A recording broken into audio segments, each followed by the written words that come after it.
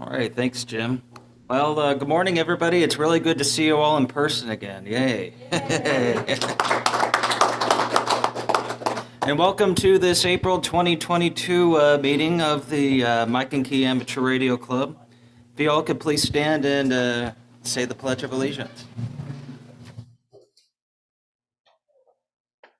I pledge allegiance to the flag of the United States of America and to the republic for which it stands, one nation, under God, indivisible, with liberty and justice for all. All right, thank you, everybody. Very nice. So, well, since we haven't met or since we haven't seen each other in a while, I was thinking of going around and having everybody introduce themselves. And we'll go ahead and start with Jason.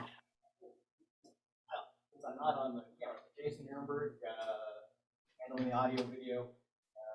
Name and call sign, yeah. KJ7PLB. Jim? Jim Canary, I'm not going to stand so that everybody virtually can Right. still see me. KE7JIM, and I'm running the Zoom from the sidelines.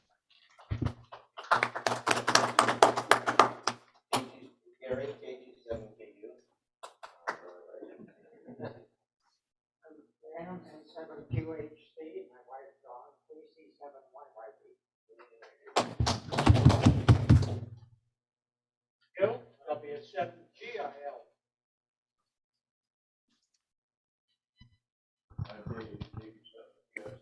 Hi, Dave.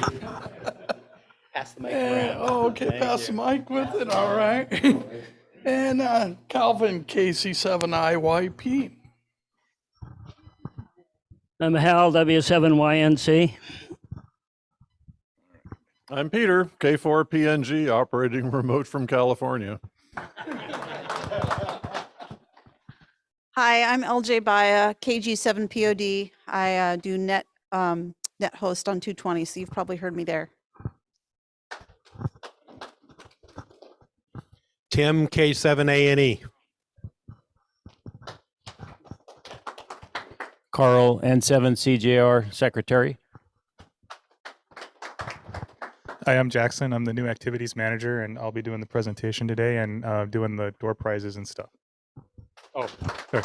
K7CTB. Scott Gilliott, treasurer, KC7SAG. Steve, KD7IQL, vice president.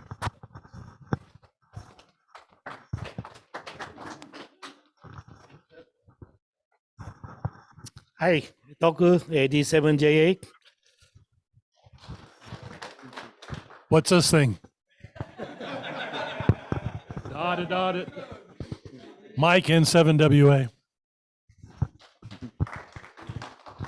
Manfred, Alpha Golf 7 November Romeo, trustee number 4. I'm Alex, Whiskey 7 Alpha Echo Mike. Vic, KJ7 CVM. Hi, David, WA7DY. Steve, WB7 AAV. Hi, Robert, KF7 RWA. I'm Scott, AG7T. Sam, N7RHE. Mike, N7URH. Yep, go ahead and bring it up. Okay, thank you, everybody. Good to see you all this morning. The Mike and Key is affiliated with the ARRL, which members are encouraged to join. And everyone, including visitors, should sign the rosters. Those are, I think there's 3 of them out there, so if you haven't signed in, feel like if you could, please. And visitors are reminded not to vote on any membership matters if they pop up during the meeting.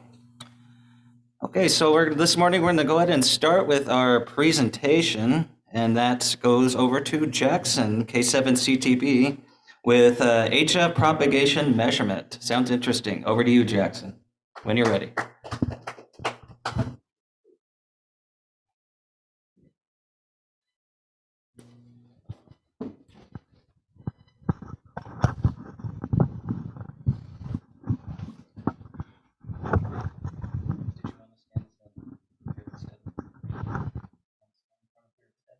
I've got to be.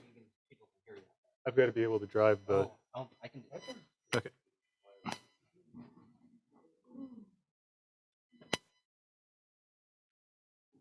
All right. Hi, everybody. So my name is Jackson. I'm the new activities manager, and we didn't have a lot of time to put together a deck today, so I had one that was preparing for another club that I decided we would just reuse. But we're looking for presentations for upcoming meetings. So if you've got any ideas, we ran a poll a while back asking people for what they were really interested in, and there was some topics that came up that we'd love to have. So one of the ones that came to the top was antenna design and building. What were some of the other ones? MCOM. Yeah. Emergency preparedness. Like if you've got an idea, send it my way and we'll try to get you scheduled for a presentation for a future meeting. So today's topic is going to be on HF propagation and measurement, and this is something that's come up on the TechNet a few times. I figured I'd go through all the available tools and show people what's out there today for how to see where your signal is going and who's hearing you, and also what you can hear from your radio and how to measure that. So go to the next slide. So of course the first thing is sending who can hear you, and the tried and true way to do that, of course, was always direct RST reports during QSOs, right? And got a little example of the CW, typical CW RST report here, or QSO, right? It's good evening, old man. Your RST is 559. So 559 is, it's a decent signal. It's not perfect, and I'm hearing you in Walla Walla, Washington for the QTH right there. The reverse beacon network is a CW RTTY Psk 31 and one other protocol. It's a website and a system of beacons that will listen and report on if they're hearing you and how well they're hearing you, and that's really, and you can get a nice map and view of that, and it's a good way to see who's hearing you, but also to track who's calling CQ. If you're looking for somebody you want to talk to, you can use that to figure that sort of thing out. Psk Reporter is a digital mode system. It does support SSB and CW, but we'll go into details on that a little bit later. And then of course Whisper, which is the weak signal propagation reporter.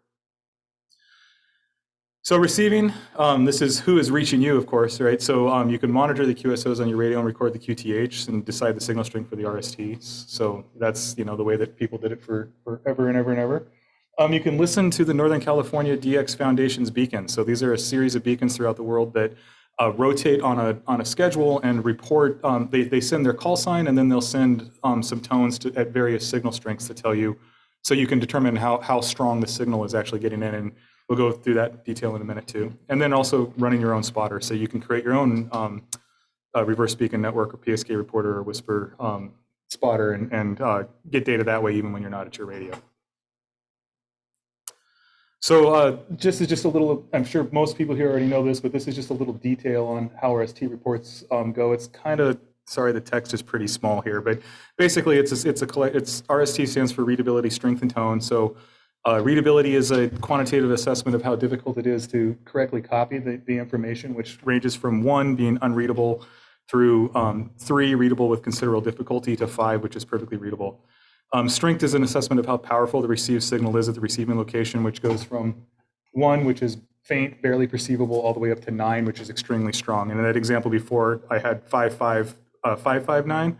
So that was, that it was very readable, perfectly readable, but the signal was fairly good, that there was still some either distortion or a little bit of band fading or something coming in. And the final one is tone, which is used only primarily by CW operators, which is to indicate the quality of the CW tone that's being heard. So on SSB, it's typically just a 2-number report, but for CW, it's usually 3.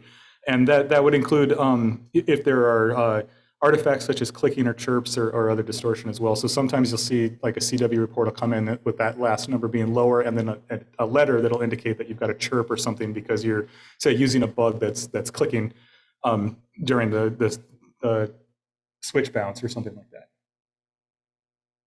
Okay, so onto the NC Dxf Beacon. So these were the beacons that I talked about before, where they're based all over the world, and there's a series of beacons that are they all send on set frequencies across various bands. What they do is they send their call sign at CW at 22 words per minute, and then CW dot tones at 100 watts, 10 watts, 1 watt, and 100 milliwatts. Once that beacon's finished, it moves to the next band, and another beacon comes on and sends the same thing. So it's just a continuous cycle of beacons all over the world sending on these frequencies. The supported bands are 20 meters, 17 meters, 15 meters, 12 meters, and 10 meters. And I've got the frequencies listed here: 14.1, 18.1110, 21.150, 24.93, 28.2. So basically what you do is you tune in those frequencies on the band you're interested in, you listen for what you're hearing. And then you can measure based on the DAW tones how well it's coming in, right? If you're hearing that 100 milliwatt signal, you've got really good propagation from that station to you. If you can't read CW at 22 words per minute, I've got a link here for the web page that will actually show you that schedule, so you can see who's sending right now, and you don't actually have to figure out what's coming through if you can't copy that fast. So this is a map of where the beacons are in the world. It's a little hard to see on the screen here, but there's beacons in California, Hawaii, New York, way up north in northern Canada, Venezuela, Peru, Argentina, Africa, Eastern Europe, Middle East, Australia, New Zealand, Japan. Yeah, so go ahead and. This is an example of the web page. The text is a little small, but basically the left table there is the most interesting one. It's the frequency on the left column, and then which beacon is currently sending, what its call sign is, and where its location is. So the top one is the 20 meter 14.100 frequency, and then down into the 17, where so the 20 meter one is currently being sent by Australia. The next one, the 17 meter, is going to be New Zealand, and then Hawaii. And when those finish, it's just going to rotate down to the next beacon. And the list on the right is the list of all the beacons, and there's a collection of them that are currently sending, and then that list just shifts down as those beacons finish. So there's also some other interesting features of this website. So it can give you the distance from your QTH and the direction to that beacon. So if you've got a beam antenna, it'll tell you where to point to get the best signal from them. And the way you do that is from that previous page, you're going to drag the bullseye of that view of the world over your QTH, and it'll update to all of the different beacons throughout the world. And go ahead. Sorry, we're having some mic issues here. Go ahead. Go to the next slide. All right, so this is a view of where I've updated that. Wow, these sure look better on my screen than they do on this projector. But I've moved the center of that bullseye over the top of Seattle, and what it did was update the distance to all of the different beacons throughout the world and the beam headings for all of them. And then on the right is actually an indicator for how good they think the propagation is to me from that location based on colors across all of the bands that are supported. So I guess you'll have to go check out that website since these didn't come through on the presentation. Okay, the reverse beacon network. This is my personal favorite. It's a network of software skimmers scattered throughout the world that use broadband receivers to monitor a portion of the band of an interesting band, and they extract call signs. So the skimmers pull the call sign out, and then they give you a signal strength reading in signal, basically an SNR, signal to noise ratio. That gets reported out to a central server via a telnet connection, and then you can view that on a map or in a tabular format. And it supports CW, RTTY, PSK31, and PSK63. Okay. So to use it for CW, what you'll do is send out CQ or test at the bottom 100 kilohertz of a band. So if you're just sitting there calling CQ, it'll actually pick you up, which is really nice during a contest. You don't have to do anything special. If you're just sitting there calling CQ, it'll work. So here I've got an example where I've called CQ from my call sign with over. But it'll also, if you're just trying to look at propagation and you don't want anyone to respond, you can also just send test from DE your call sign and then over.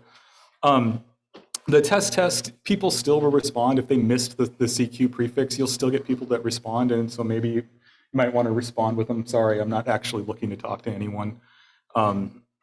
Because of noise and other issues, it makes sense to do this a few times on the same frequency. So a lot of times, if there's interference that you can't hear, you might wind up hitting a beacon, and it might only get part of your call sign or whatever, so it won't show through. So if you try it a few times, it'll eventually stabilize. But the important thing is that if you're using this to measure, say, the difference between two antennas or something like that, the skimmers will only report what they read for you every 10 minutes or until you've moved 1 kilohertz off of the frequency you're sending on. So like if I'm comparing two antennas, I'll send it at one frequency a few times, get it to stabilize for whatever beacons are seeing me, and then I'll move it 1 kilohertz, switch the antenna, and then do it again. You can't stay on that same frequency or your results are going to be skewed. And the CQ test pattern, oh, sorry, there was one more item on that one. The CQ test pattern is similar on all the other digital modes. So if you're sending RTTY, do exactly the same thing. Just send CQ on RTTY, and the RTTY skimmers will pick you up. Again, on the lower portion of the band. So to see the results, there's two web pages. The first one is www.reversebeacon.net. This is their like production server. This is not the one that I use because it doesn't have a map view. It only shows you a table view, and it has some really confusing names in the columns. So the beta.reversebeacon.net actually shows you a beautiful map of your propagation and a table view that's been updated to terms that make a little bit more sense. So to search for your data, you just go into that web page. Both web pages work exactly the same. It's just one has a better view than the other. But to search for your data, you just click on the main tab of that website and search for your call sign, and the data will pop up. So this is a view of my propagation from my antenna on one day. You see I was reaching Arizona and Southern California really well, a little bit on the Midwest, and then a ton on the East Coast. I didn't have anything crossing over to Europe that day. And I blew out the view of the map so you could see where the gray line was and the fact that my signal was not reaching anything international. But a lot of times you'll see it actually hitting New Zealand or Europe or whatever. The table on the left, though, that's the table that gives me who heard me, which you can use to figure out where they are. You can click on it, it'll take you to that QRZ page for whoever that operator is, that they heard me, what frequency they heard me on, which sometimes will not be the frequency you sent on because of drift. What type was actually heard, so it's going to say that it was CW in this case. It'll say RTTY if you're using RTTY. The signal to noise ratio, which is the most interesting one. The general rule of thumb is that for CW, anything above 10 is good enough for a QSO. I don't have enough experience with RTTY to tell you what kind of signal you need for that, but for CW, it's about 10. The speed that it was sent and then when they heard me. And then the chart up at the above that's really blurry, that lets you figure, you can filter out like which band you're interested in, which mode you're interested in, and then one of the things that I use very frequently is I actually limit the CW speed to the CW speed that I'm comfortable copying at. So like if I'm using this for a contest or something, I'll set that to 17 or 20 or whatever I feel I'm doing good with that day. This is just one more kind of zoomed in view of that view. So the spotter is who heard me, the spotted is that they heard me, the frequency they heard me on, that it was CW, the signal to noise ratio, the speed that I sent CW at the time, etc. The other web page where I said it had more confusing terms, they call the spotter DE rather than spotter, and they call the spotted DX, which was the heard frequency. The rest of it is pretty much the same. It's also sometimes worth doing a wildcard search for your call sign, and this is again because of interference or QSB, little QRN or whatever. Sometimes they won't get your full call sign, so it's worth doing a little search with an asterisk or whatever to try to get everybody that heard you, because sometimes it's not complete. And then you can use it for contesting, right? You can use it as a spotting network. So if you're trying to figure out who's calling CQ, then you can just hop on there and see who it was. You don't have to do a search for a particular call sign. The one thing is so many spotters over the world that are constantly picking up CQs that you're only going to see like the last 30 seconds usually, but it's pretty good. So yeah, it's pretty easy to find someone that's looking for a QSO using that. And as I mentioned earlier, I like to use the upper bound setting for the CW speed that I can copy. And to use this, just go to the main view, but don't perform a call sign search, and it'll just show you everybody in the world that it's currently hearing over the last, it'll show you a maximum of 100 responses, so it's usually like the last 30 seconds to a minute. And this was a view of what the map looks like without a filter. So this was everybody at that particular moment that was calling CQ and who was hearing them throughout the world on the 20-meter band. Okay, Psk Reporter. So this is very similar to the Reverse Beacon network, but it primarily supports digital modes. It supports FT8, FT4, GS8, PSK, PSK31, JT65, JT, RTTY, Olivia 8, Whisper, and also CW and SSB. The number of beacons for digital modes is extremely high. So for FT8, there's 5,583 beacons currently active. There's far fewer for some of the other modes. For CW, there's only 33 worldwide, and for some of the modes, it's as few as 2. So it's primarily the more popular digital modes is what people are using this for. It's got some really nice data too that the reverse beacon network doesn't give you, such as the beam heading and the distance between the stations. So if you want to figure out the distance between the stations on the reverse beacon network, you got to make a click and then go to the QRZ page and then go to the details, and it'll tell you what your distance is from their QTH. Psk Reporter will just give you that data. It's a really nice view.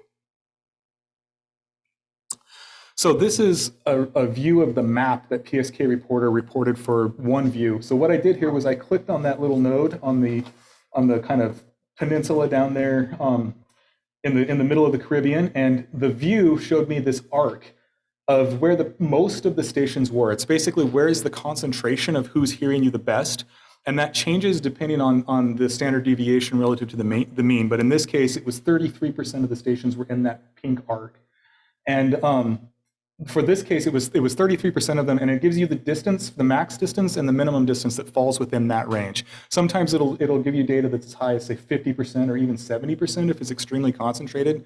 Like if there was a broad skip zone and then poor propagation after that, you'll see the arc with almost everything inside the arc.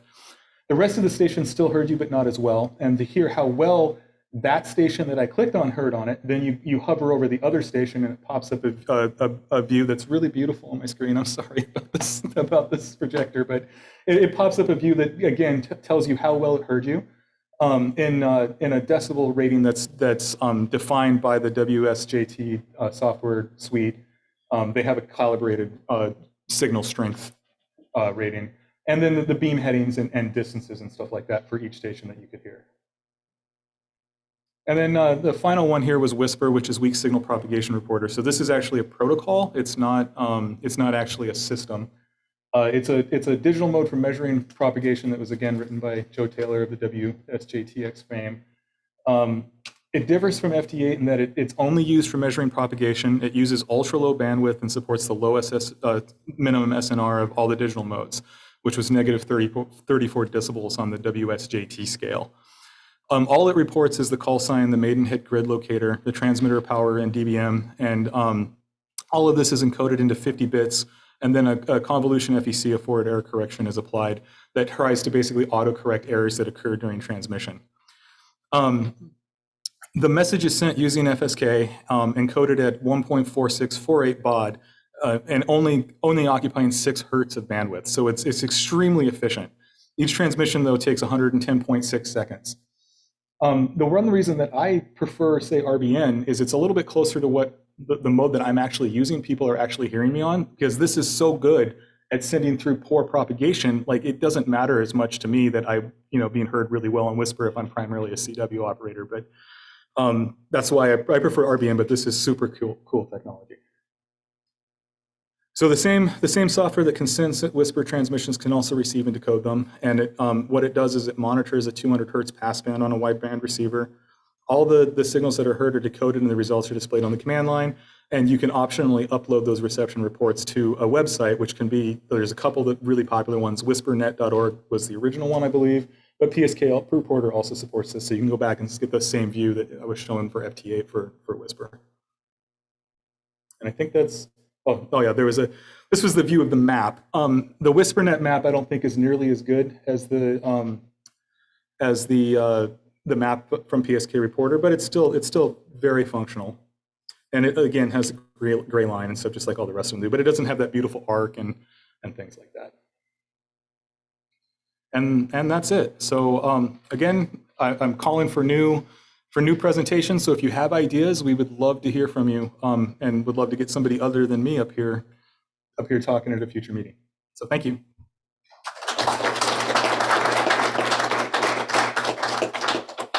So does anybody have any questions for Jackson? Go ahead. What is the difference between PSK and PSK 31? Well, there's a couple of different PSKs, right? We need to go to the mics. Oh, right.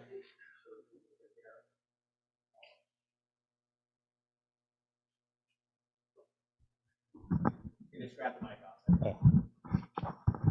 Okay, so it's weird to not hear yourself when you talk into a mic. There's several different PSKs, right? And it's different bandwidth consumptions, a little bit difference in the protocols and things like that, but they all basically do the same thing.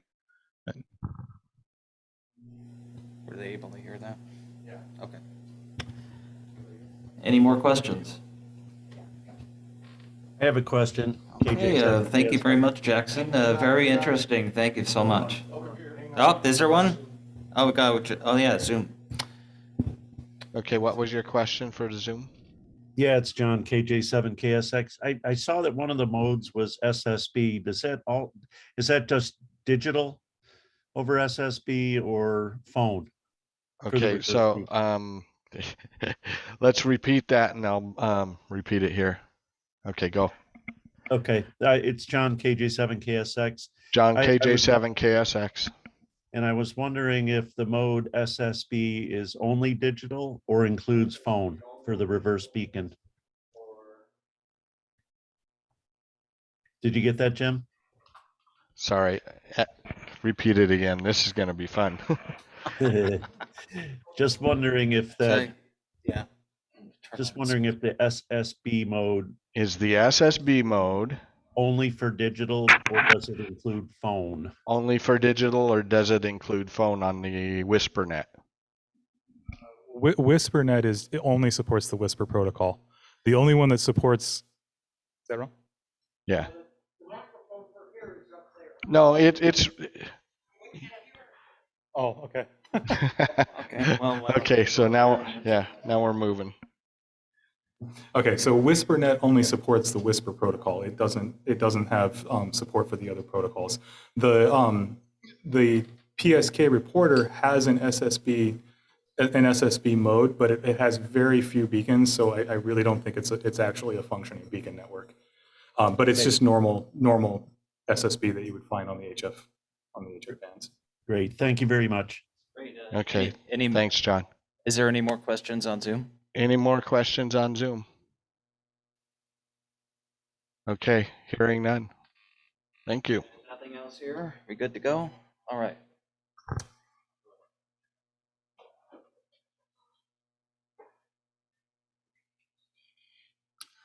So do we want to do a little break in between, let people get some coffee and get some tickets? All right, so how long do you think?